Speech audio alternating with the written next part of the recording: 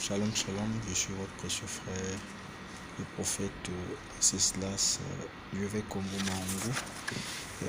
J'aimerais vous partager un message de la part du Seigneur Jésus-Christ qui m'a mis à cœur. Ça concerne l'enlèvement et nous allons prendre cela, partager cela, un petit thème qui s'intitule Dieu m'a parlé à travers une sœur qui m'a dit Dieu vais, tiens-toi prêt pour l'enlèvement. Donc le thème s'intitule Mon frère, ma soeur, tiens-toi prêt pour l'enlèvement. Donc c'est tiré dans le livre 1 Thessaloniciens chapitre 4, le verset 13 à 18. Et nous allons essayer un peu de lire la parole dans le livre 1 Thessaloniciens chapitre 5, 1 Thessaloniciens chapitre 4, le verset 13 à 18.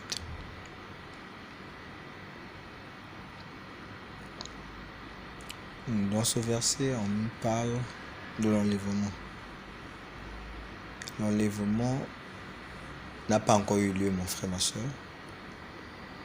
C'est celui qui a eu reçu la révélation, c'est l'apôtre Paul, qui était ses prophètes de ministère. Et parce que beaucoup de frères à cette époque-là se posaient la question, est-ce que des frères qui étaient décédés, que les chrétiens qui étaient décédés, ils devaient savoir là où ils partaient, ils étaient de s'inquiéter. Et Paul leur a dit, ne vous inquiétez pas. Ne soyez pas étonnés, frères et sœurs, au sujet de ceux qui sont morts. Il dit que comme le monde qui s'étonne, il dit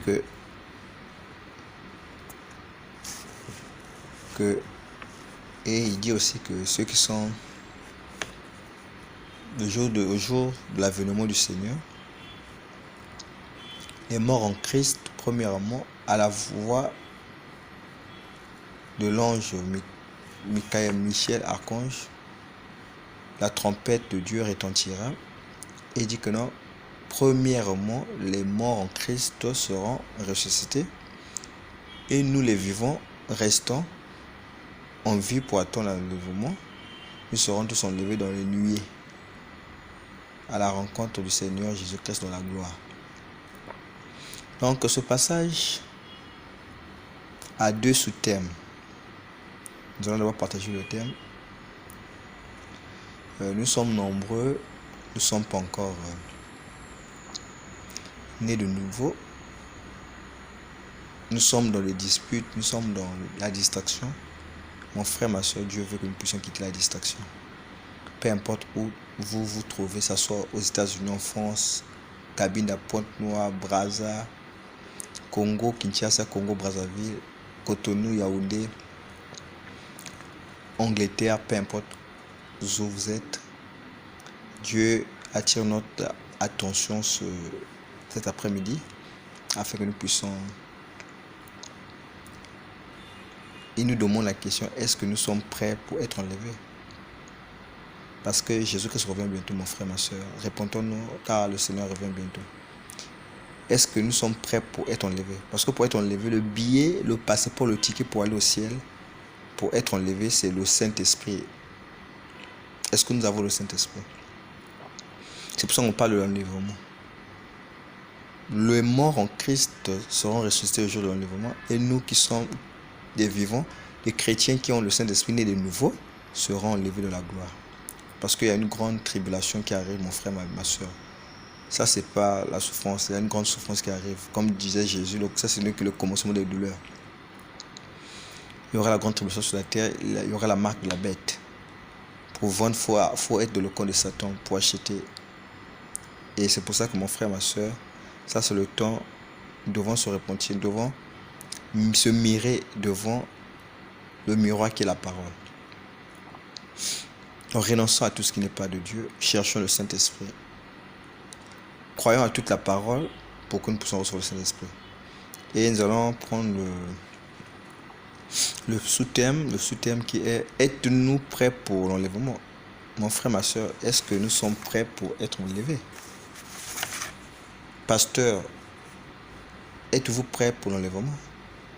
Prophète, êtes-vous prêts pour l'enlèvement? Apôtre, êtes-vous prêts pour l'enlèvement? Ma soeur, êtes-vous prête pour l'enlèvement? Mon frère, êtes-vous prêt pour l'enlèvement? C'est pour ça que Dieu nous a interpellé notre conscience. Est-ce que nous sommes prêts? Si Jésus-Christ revient aujourd'hui, demain ou après-demain, est-ce que nous serions enlevés? Ce n'est plus le temps de la distraction, des moqueries, des critiques, la mondanité. C'est le temps de faire la rétrospection. Nous devons renoncer à la mauvaise vie. Si nous avons atteint, on accepte le Seigneur, c'est une très bonne chose. Dieu a pardonné nos péchés, la justice de la mer de l'oubli, oui. Mais si nous avons donné notre vie à Christ, c'est bien. Si nous sommes de la pureté, nous sommes de la sanctification, c'est une très bonne chose, c'est pas mauvais, c'est bien. Mais nous devons aller au-delà de la sanctification. Nous devons être baptisés du Saint-Esprit, parce que c'est le Saint-Esprit, c'est le sceau, c'est le visa, c'est le cachet pour aller au ciel. Cherchons le Saint-Esprit, mon frère, ma soeur, pasteur, apôtre, docteur, évangéliste, et que sais-je encore. Donc, et renonçons à tout ce qui n'est pas de Dieu. Et le deuxième le premier sous-thème, avons-nous reçu le Saint-Esprit? Lorsque nous avons cru, est-ce que nous avons reçu le Saint-Esprit? Parce que parmi nous, nombreux parmi nous, quand on accepte le Seigneur Jésus-Christ, on croit qu'on a reçu le Saint-Esprit. Certes qu'on peut recevoir le Saint-Esprit avant le baptême d'eau ou bien après. Mais ça dépend de la disposition de notre cœur. Si notre cœur est disponible, on est sincère, on est honnête devant Dieu, on confesse tous les péchés, Dieu peut nous baptiser du Saint-Esprit le même jour. Rempli du Saint-Esprit même avant le baptême d'eau. Mais si nous ne sommes pas sincères aussi, nous ne pouvons pas recevoir le Saint-Esprit. On peut se dire qu'on a reçu le Saint-Esprit, mais notre vie, notre mauvaise vie prouvera qu'on n'a pas le Saint-Esprit. C'est pour ça qu'on va voir dans Actes chapitre 19, le verset 1. Les croyants d'Apollos